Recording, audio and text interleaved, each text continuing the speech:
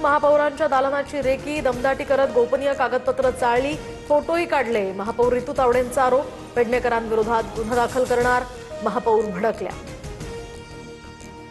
तर महापौर मॅडमला फिरवाफिरवी खूप जमते, अधिकाऱ्यांना जाब विचारला, यामध्ये गोपनीय कुठून आलं? बीएमसीच्या विरोधी पक्षनेत्या किशोरी पेडणेकरांचा सवाल। किशोरी पेडणेकरांनी महापौरांच्या कार्यालयामधील कर्मचाऱ्यांना झापलं, पत्रांची उत्तरं का दिली नाहीत? पेडणेकरांचा अधिकाऱ्यांना जाब। दरम्यान पेडणेकरांनी झापल्यानंतर महापौर ऋतू तावडेंचा त्यांना फोन, दोघींमध्ये शाब्दिक वाद। केतन अग्रवाल हत्या प्रकरणातली आरोपी सिया गोयलचा माजोरडेपणा, माध्यमांचा कॅमेरा पाहून सियानं मधलं बोट दाखवलं। सियाच्या कृत्यावर सोशल मीडियावरून नेटकऱ्यांचा संताप। केतन अग्रवाल हत्या प्रकरणातील आरोपींना न्यायालयीन कोठडी, तर पोलीस कोठडीची मागणी मावळ कोर्टानं फेटाळली। आरोपी सिया आणि चेतन चौधरीला आता 14 दिवसांची न्यायालयीन कोठडी। मी तिथे असतो तर अमित साटम यांच्या कानाखाली मारली असती, संदीप देशपांडेंचा साटम यांच्यावर संताप। साकीनाक्याची घटना सांगताना अमित साटम काल हसले होते। अमित साटम यांच्याकडून मुंबईकरांची टिंगल, त्यांची कालच पदावरून हकालपट्टी करायला पाहिजे होती। आदित्य ठाकरेंचा अमित साटम यांच्यावर निशाणा। संजय राऊतांकडून अमित साटम यांचा चाटम असा उल्लेख, तर ते दात काढून हसतात, हे किती क्रूरता आणि विकृती। राऊतांची टीका, तर साटम यांच्या वक्तव्याचा विपर्यास केला गेला। नवनाथ बन यांचं स्पष्टीकरण। उद्धव ठाकरेंकडून रामरक्षा आंदोलनाची घोषणा, अब हिंदू माफ नहीं करेगा। राम मंदिर लुटणारे देशद्रोही, उद्धव ठाकरेंचा भाजपवर हल्लाबोल।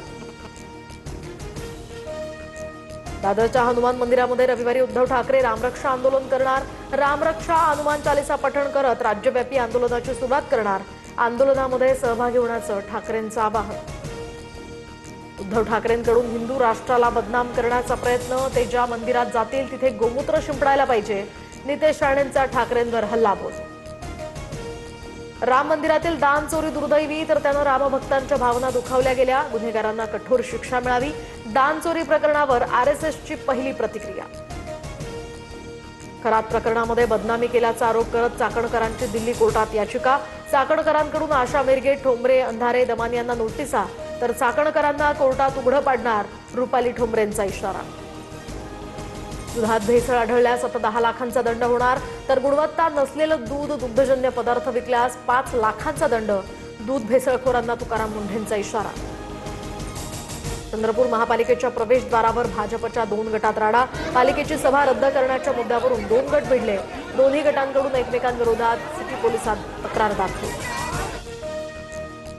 मुंबईमध्ये वेस्टर्न एक्सप्रेसवेवर मोठी वाहतूक कोंडी, वांद्र्यामध्ये वाहनांच्या लांब रांगांमुळे प्रवाशांचे हाल, मुसळधार पावसाचाही फटका। मुंबई पुण्यासह ठाणे, पालघर, रायगडला उद्या पावसाचा रेड अलर्ट, तर विदर्भ, कोकण किनारपट्टीला ऑरेंज अलर्ट। पालघर जिल्ह्यातील शाळांना उद्या सुट्टी जाहीर। पावसाच्या अलर्टमुळे ठाणे जिल्ह्यातील सर्व शाळांना उद्या सुट्टी। हवामान खात्याच्या अतिवृष्टीच्या इशाऱ्यानंतर पालिका प्रशासन सतर्क।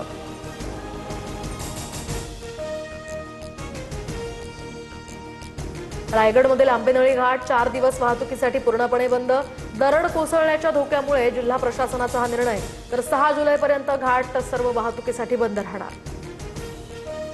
नाशिकच्या मालेगावातील कलेक्टर पट्टा भागामध्ये घराचा स्लॅब कोसळला, दुर्घटनेमध्ये आजीसह नातवाचा मृत्यू, रेस्क्यू करून घरातील बाकीच्या नागरिकांना बाहेर काढलं। 2 दिवस धोधो पाऊस कोसळत असताना दुभाजकांवरच्या झाडांना टँकरनं पाणी, तर पुणे पालिकेचा हा अजब कारभाराचा व्हिडिओ समोर। अकोला मुद्रांक जिल्हाधिकाऱ्यांच्या घरामध्ये एसीबीला मोठं घबाड सापडलं, 2,94,00,000 मुद्देमाल जळगाव कोषागारात जमा, तर मुद्रांक जिल्हाधिकारी किरण चौधरीच्या काळ्या कमाईचा हा पर्दाफाश।